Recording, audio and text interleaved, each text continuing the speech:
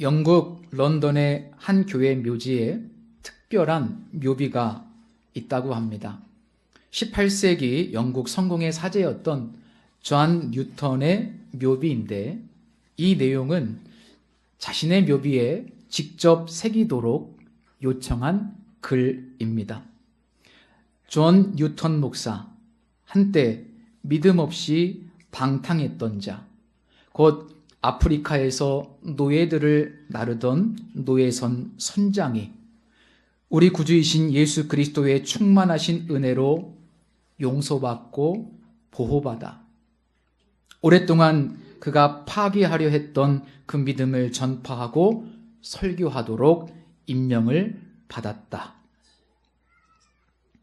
죽음 앞에서 그는 자신이 얼마나 큰 죄인이었는지를 분명히 밝히면서, 그럼에도 불구하고 자신을 구원하신 그리스도의 은혜가 얼마나 풍성한지를 증언했습니다. 혹시 우리 가운데 하나님의 놀라운 은혜를 당연한 것으로 여기시는 분들은 안 계십니까? 존 뉴턴처럼 자신이 받은 은혜의 깊이를 날마다 기억하며 사는 사람은 결코 은혜를 당연한 것으로 여기지 않습니다. 오늘 우리는 대림절 두 번째 주일을 맞이했습니다. 이 절기는 우리가 누리는 은혜가 얼마나 놀랍고 풍성한 것인지를 다시 한번 상기시켜주는 절기입니다. 사도 바울은 특별히 에베소서에 보면 은혜의 풍성함이라는 표현을 연거푸 사용합니다. 1장 7절에 보니까 우리는 그리스도 안에서 그의 은혜의 풍성함을 따라 그의 피로 말미암아 속량 곧 죄사함을 받았다라고 고백하고 있고, 2장 7절에서도 이는 그리스도 예수 안에서 우리에게 자비하심으로써 그 은혜의 지극히 풍성함을 오는 여러 세대에 전하게 하려 하심이라, 이렇게 고백합니다. 특히 오늘 읽은 두 번째 본문 말씀인 에베소서 3장 8절은 은혜의 풍성함을 드러내기 위해서 대조적 표현을 사용합니다. 모든 성도 중에 지극히 작은 자보다 더 작은 나에게 이 은혜를 주신 것은 측량할 수 없는 그리스도의 풍성함을 이방인에게 전하게 하십니다. 모든 성도 중에 지극히 작은 자보다 더 작은 나, 이 표현과 측량할 수 없는 그리스도의 풍성함이라는 표현이 대조를 이루면서 하나님의 은혜가 얼마나 풍성한지를 극명하게 드러냅니다. 이 사도 바울은 에베소서뿐 아니라 그의 서신 곳곳에서 자신에게 베푸신 그 은혜의 풍성함을 고백합니다. 무엇보다 그는 하나님께서 자신을 선택하신 가장 큰 이유 중에 하나가 죄인 중에 괴수였던 자신을 구원하시는 하나님의 은혜가 얼마나 크고 깊은지를 보여주기 위한 일종의 본보기였다고 고백하지요. 즉, 이런 사람도, 이런 죄인조차도 하나님이 용서해 주시고 품어주시고 구원해 주신다니, 도대체 하나님의 은혜는 얼마나 크고 깊은 것인가 라는 것을 보여주기 위해서 자신을 선택했노라고 하나님이 그렇게 고백합니다. 우리가 사도 바울의 삶을 묵상해 보면 그의 삶을 통해서 한 가지 아주 중요한 진리를 발견할 수 있습니다. 그것은 바로 우리의 실패, 실수, 과거, 죄와 허물의 깊이가 아무리 크더라도 그리스도의 은혜의 깊이는 그보다 훨씬 더 크다는 진리입니다. 그래서 에베소서 3장 8절 말씀에서는 그 은혜의 그 깊이를 측량할 수 없는 이라고 설명합니다.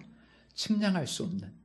이 단어의 의미를 찾아보니 추적할 수 없는, 끝까지 파고들어도 닿을 수 없는 깊이라고 정의되어 있었습니다.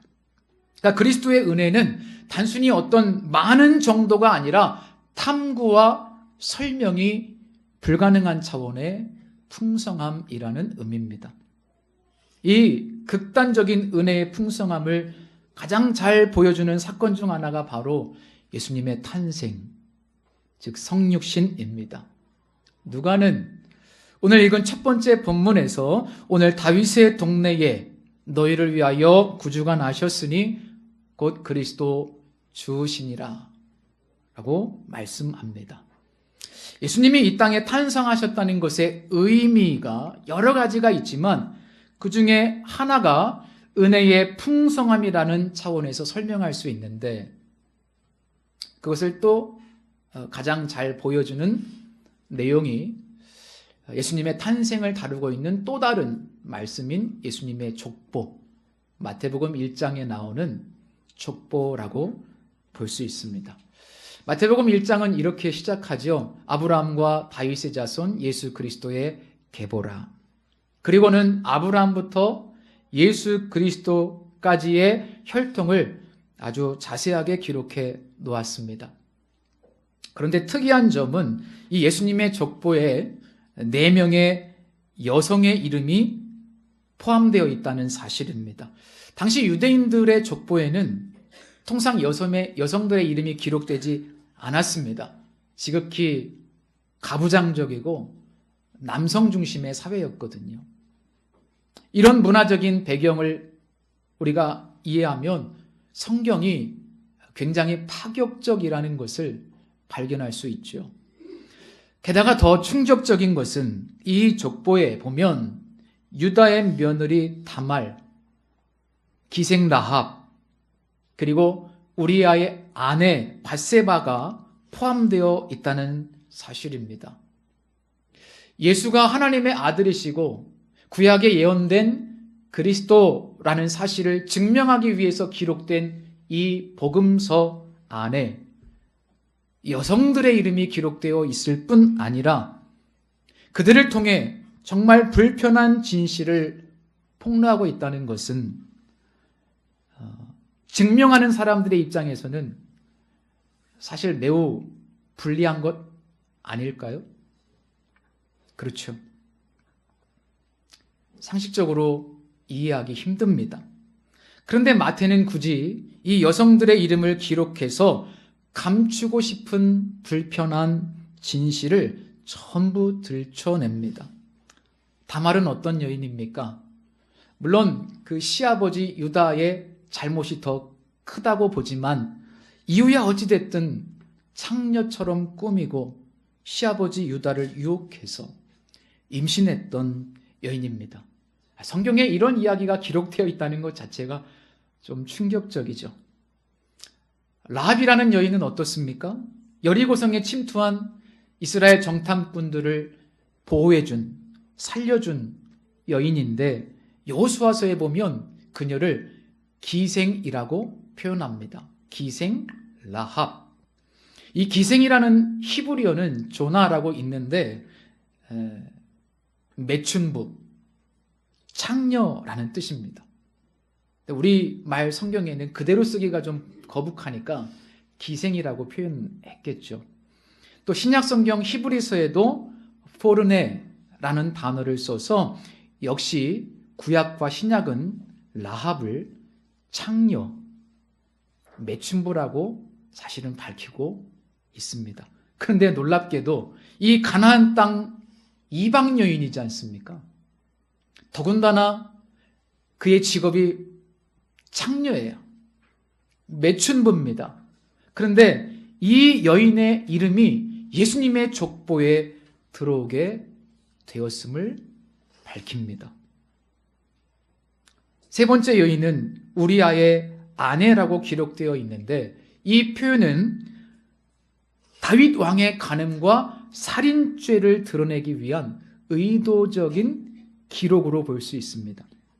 어떻게 생각해 보면 이스라엘 그러면 가장 상징적인 인물이 다윗인데 그 다윗 왕의 차마 입에 담기조차 어려운 아주 지저분한 이야기들, 그것을 들춰낸다는 것은 예수님의 족보에 전혀 어울리지도 않죠. 뿐만 아니라 예수가 그리스도임을 증명하는데 이게 어떤 유익이 있겠습니까?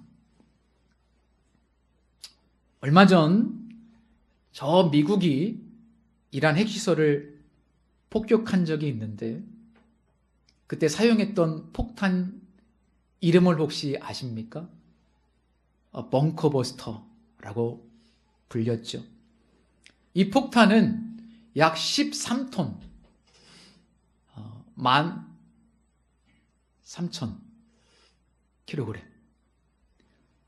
그 정도의 중량을 가지고 있는데 놀라운 것은 뉴스를 보니 이 폭탄은 딱 떨어지면 터지는 것이 아니고 지하 벙커 수십 미터까지 깊숙이 뚫고 들어가서 그 안에 있는 목표물을 타격한다는 겁니다. 실제로 떨어졌는데 별로 흔적이 없어요. 지하 깊숙이 뚫고 들어가서 그 안에 숨겨져 있는 핵시설을 초토화시켰습니다. 제가 여기서 윤리적인 이야기를 하자는 게 아니고 이 비유가 적절한지는 모르겠지만 저는 이 예수님의 은혜의 풍성함을 묵상하면서 예수님의 은혜의 풍성함이 마치 이 벙커버스터와 비슷하지 않은가? 이런 생각이 들었습니다. 예수님은 저 하늘 높은 곳에서 인간의 실패와 실수와 허물과 추악한 모든 죄를 다 뚫어내고 이 낮고 낮은 땅으로 오셨어요. 족보를 보면 이거 차마 입에 담을 수 없는 수많은 인간의 실수와 실패와 죄로 얼룩져 있지 않습니까? 그러나 하나님은 그 모든 죄와 허물을 그 은혜의 벙커버스터로 뚫고 이 땅에 아기 예수님을 딱 보내주셨어요. 이 극단적인 은혜의 풍성함을 잘 증언하는 역사적 인물 중에 하나가 바로 서두에 제가 소개해드린 존 뉴턴입니다. 뉴턴은 기독교 역사상 가장 잘 알려진 회심 이야기의 주인공이자 우리가 너무나 잘 알고 즐겨 부르는 찬송 나 같은 죄인 살리심, 영어로는 Amazing Grace, 이 찬송을 작곡한 분입니다. 그의 삶의 죄의 깊이는 정말로 깊었습니다. 젊은 시절 그는 노예선의 선장이었습니다. 당시 노예무역은 인간이 행할 수 있는 가장 잔혹하고 비인간적인 사업이었습니다. 그는 수많은 아프리카 흑인들을 납치해서 짐승처럼 다루고 그들을 팔아서 경제적인 이득을 취했습니다. 그의 자서전에 보면 그는 스스로를 인간이 되어서는 안 될 악마라고 표현할 정도로 그는 끔찍한 죄의 벙커 속에 갇혀 살았던 인물입니다. 너무나 멀리, 너무나 깊이 타락했던 인물이죠. 그러나 놀랍게도 어느 날 대서양 한가운데서 폭풍우를 만나 죽음의 위기를 겪게 된 후에 그 속에서 극적인 회심을 경험합니다. 그를 노예 상선의 선장이라는 죄악의 벙커 아래까지 쫓아오신 주님의 은혜의 벙커버스터가 그의 삶을 완전히 뚫어낸 겁니다. 그 이후로 그는 즉시 노예무역을 그만뒀지요. 그리고 훗날 신학을 공부해서 사제가 되고 그의 남은 평생을 오히려 노예제 폐지 운동에 헌신하게 됩니다.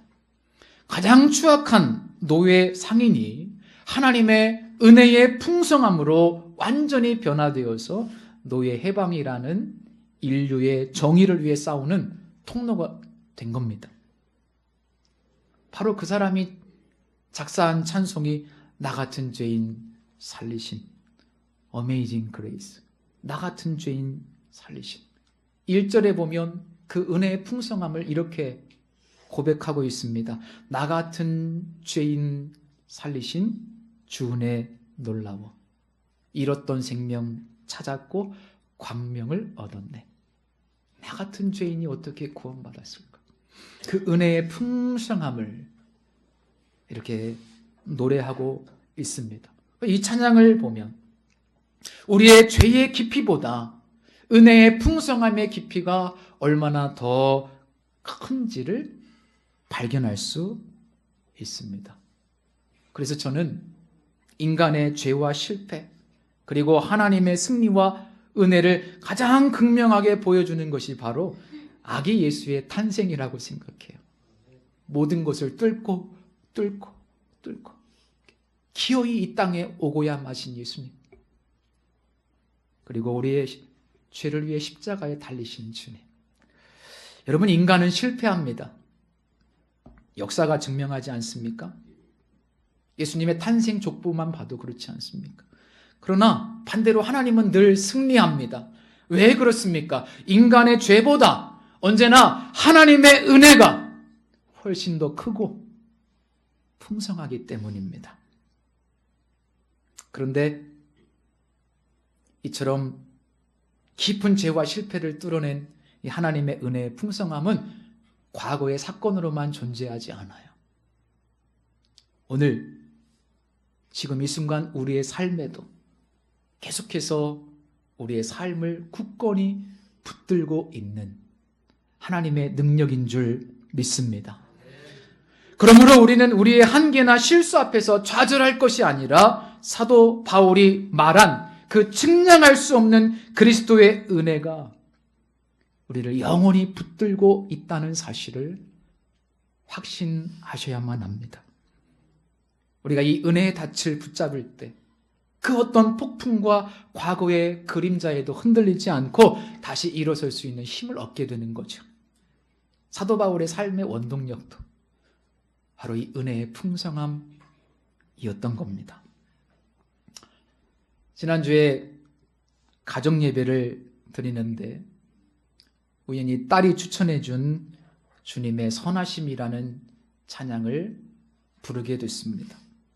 잘 모르는 찬양이었어요.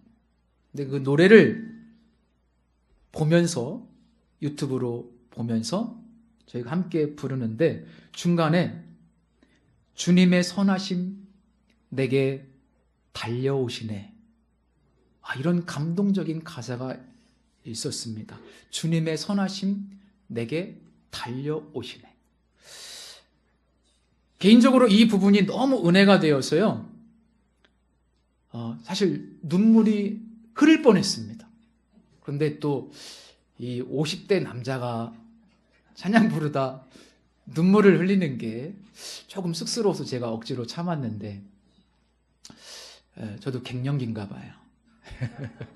가끔 이렇게 요즘에 눈물이 날라고 그래요. 네.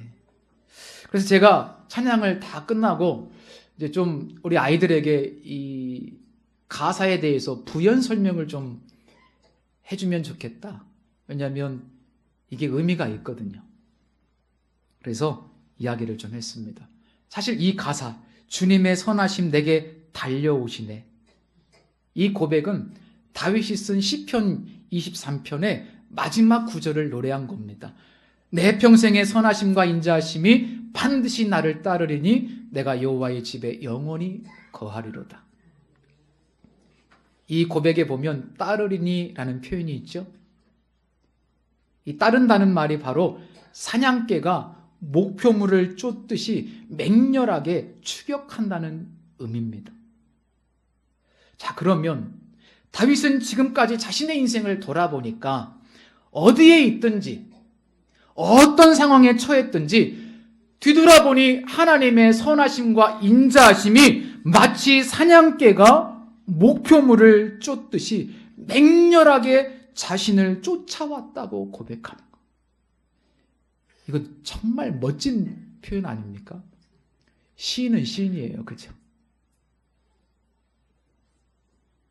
내 평생의 삶을 돌아보니까 내가 너무나 고통스러운 순간이 많았고 죽음의 위기를 경험한 적도 많았고 배신의 순간도 있었고 아무것도 할 수 없어서 사면초가의 상황인 적도 있었는데 그 순간마다 주님의 인자하심과 선하심이 맹렬하게 나를 추격해 왔다는 거예요.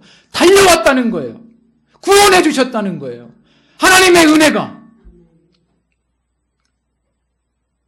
그래서 이 표현을 조금 바꾸면 하나님의 은혜의 풍성함이 늘 자신의 인생을 쫓아왔다는 것, 달려왔다는 것. 내게 주신 은혜를 무엇으로 보답할 수 있겠습니까? 항상 다윗의 마음속에는요, 이 무거운 짐이 있었어요. 사도 바울도 그랬죠. 그래서 하나님의 영광을 위해서 성전을 짓고 싶었어요. 여러분, 이 은혜가 우리의 심령 속에 있습니까? 이 고백이 우리 안에 있습니까? 정말 멋진 고백 아닙니까? 성도 여러분, 그 은혜의 추격에서 벗어날 수 있는 사람이 어디 있습니까? 이 세상에 어떤 어려움이, 어떤 고난이, 어떤 환경이 이 하나님의 은혜의 추격을, 달려오시는 하나님의 은혜의 풍성함을 무엇이 막을 수 있습니까? 막을 수 없대잖아요. 다윗이 그러잖아요. 내 평생에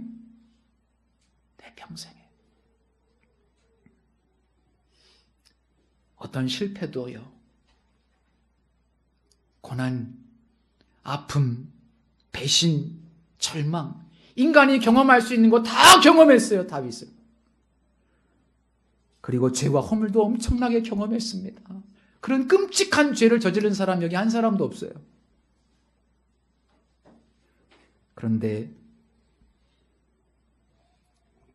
그렇게 추한 삶을 살았어도 내 삶에서 하나님의 은혜가 끊어지지 않았고, 그럼에도 불구하고 주님의 은혜의 풍성함이 나를 쫓아오고 달려와서 나를 덮어주었다고, 그걸 고백하지 않습니까? 계속 우리를 추격해 오시는, 우리를 향해 달려오시는 그 주님의 은혜의 풍성함, 그것이 우리의 삶의 가장 큰 원동력이자 모든 것 되게 하는 힘이에요. 그래서 사도 바울은 고린도전서 15장 9절 10절, 우리가 너무나 잘 아는 말씀이죠. 나는 사도 중에 가장 작은 자라.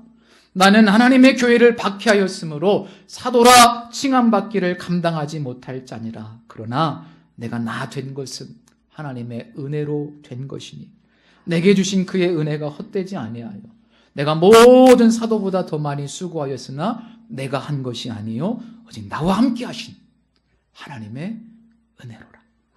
모든 것, 내 삶의 전부가 하나님의 은혜의 풍성함 때문이었다는 고백, 그 인생을 되돌아보니 다윗의 고백과 다르지 않죠. 두 번째로, 이 측량할 수 없는 은혜의 풍성함은 우리를 붙들어 세울 뿐만 아니라 그 은혜를 흘려보내는 통로가 되도록 만들어줍니다. 풍성한 은혜는요, 반드시 나를 통해서 다른 곳으로 흐르게 되어 있습니다. 사도 바울은 에베소서 3장 7절에서 자신이 복음의 일꾼이 된 것은 하나님의 은혜의 선물이라고 고백해요. 그리고 오늘 읽은 말씀 8절에 보면 이 은혜를 주신 목적이 그리스도의 헤아릴 수 없는 은혜의 풍성함을 이방인들에게 전하게 하심이라고 선언합니다. 우리가 이처럼 한계와 실수로 가득 찬 존재임에도 불구하고 이제 하나님은 우리를 그 은혜의 풍성함을 전하는 통로로 세우신다는 놀라운 고백. 그래서 프레드릭 뷰쿠너는 이런 말을 했습니다. 은혜는 그가 빌어줄 수 있는 최고의 복이다. 자신이 받은 최고의 선물이 은혜이기 때문이다.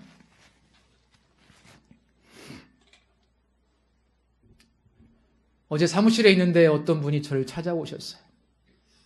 목사님, 이거 선교사님에게 좀 보내주십시오. 목사님이 알고 계신 어려운 분이 계시면 그분에게 좀 이것 좀 보내주십시오. 그분은 부자가 아니에요. 부자의 정의가 뭔지는 좀 내리기 그렇지만 결코 부유한 분이 아니에요. 그런데 그 봉투를 가져오셔서 이 연말에 조금 힘들어하는 목사님 혹은 선교사님 보내드리라. 여러분, 제가 그런 모습을 보면요, 부끄러워요. 근데 사실 또 놀라운 건 뭐냐면, 제가 기도원에서 기도하면서 한 주간 기도원 다녀왔잖아요. 제 마음에 우리 교회에서 후원하고 있는 분, 선교사님이나 목사님 한번 만나서 식사 대접이라도 하고 싶었어요. 연말이니까.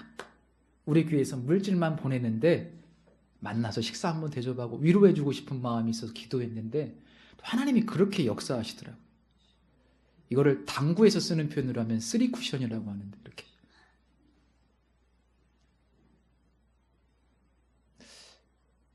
그래서 제가 깨달았어요.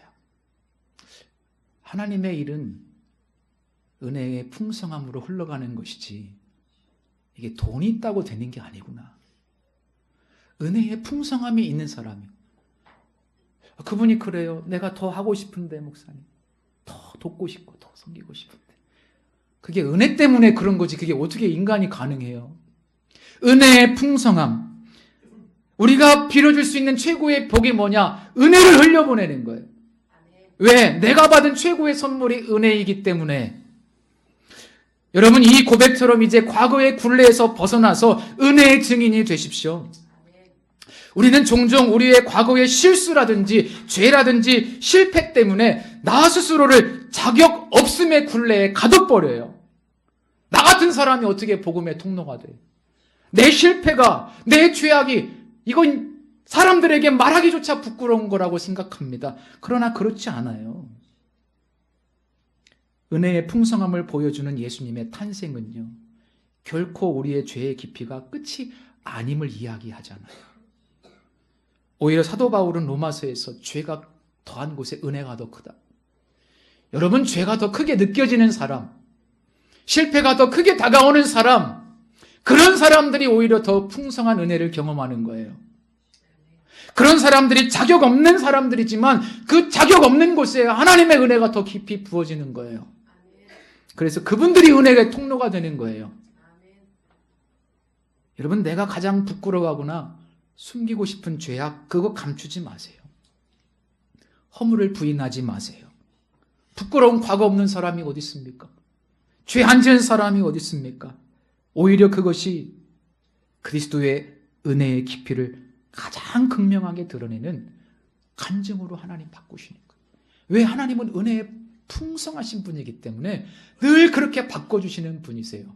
은혜의 풍성함이 여러분들의 인생을 추격하여 끝까지 따라오기 때문에 간증이 되는 거예요.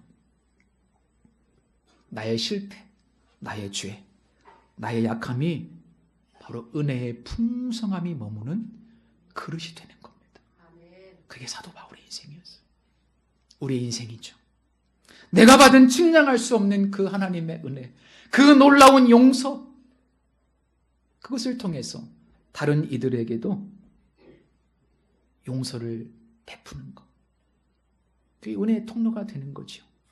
그리고 누군가를 실수했다고 죄인이라고 정죄하거나 판단하지 말고 대신 사랑으로 은혜의 통로가 되는 겁니다. 프레드릭 뷰크너의 말처럼 우리가 다른 사람에게 줄 수 있는 최고의 복은 바로 은혜예요. 가정에서, 직장에서, 혹은 공동체에서 실수하고 넘어지는 지체를 향해 하나님의 은혜를 흘려보내시기 바랍니다. 그들의 부족함을 정죄하거나 꼬집는 대신 그들의 삶에도 측량할 수 없는 그리스도의 은혜가 흘러갈 수 있도록 중보자가 되어 주십시오. 우리의 따뜻한 말 한마디, 작은 섬김, 판단하지 않는 태도가 그들을 절망의 벙커에서 벗어나서 하나님의 은혜를 깊이 경험하게 하는 통로가 될 수 있습니다. 이 계절에 우리 성도님들이 따뜻한 은혜의 통로가 되어주시면 좋겠어요. 우리는 예수 그리스도의 탄생과 다시 오심을 기다리는 대림절 절기를 지나고 있습니다. 우리의 죄의 깊이, 우리의 실패의 깊이가 아무리 깊다고 할지라도 그 모든 것을 뚫어내고 이 땅에 오신 예수 그리스도의 은혜는 그보다 훨씬 더 풍성합니다. 이 측량할 수 없는 은혜가 우리를 붙들고 있고 우리의 평생의 은혜가 우리를 쫓아 우리를 향해 달려오고 있습니다. 이 확신 가지고 받은 은혜를 흘려보내시는 통로가 되시고 이제 앞으로 하나 남은 약속, 장차 다시 오실 주님을 기쁨으로 기다리는 복된 대림절 보내시기를 예수님의 이름으로 축원합니다. 기도하겠습니다. 측량할 수 없는 은혜를 베푸시는 하나님, 우리의 죄와 실패가 아무리 깊어도 주님의 은혜는 그보다 훨씬 더 깊고 풍성하다는 진리를 다시 확인해 주시니 감사드립니다. 사도 바울처럼 우리도 이 은혜를 날마다 기억하며 당연하게 여기지 않게 해주시옵소서. 우리를 계속 추격하시는 주님의 은혜를 붙들고 그 어떤 실패와 절망 가운데서도 다시 일어설 수 있는 힘을 주옵소서. 우리 약함과 실패가 오히려 은혜를 증언하는 통로가 되게 하여 주시고 가정과 직장과 공동체에서 판단 대신에 용서로, 정죄 대신에 사랑으로 은혜를 흘려보내는 우리 모두가 되게 하여 주옵소서. 다시 오실 주님을 소망 가운데 기다리는 순결한 신부가 될 수 있도록 우리를 축복해 주옵소서. 예수 그리스도의 이름으로 기도드립니다. 아멘.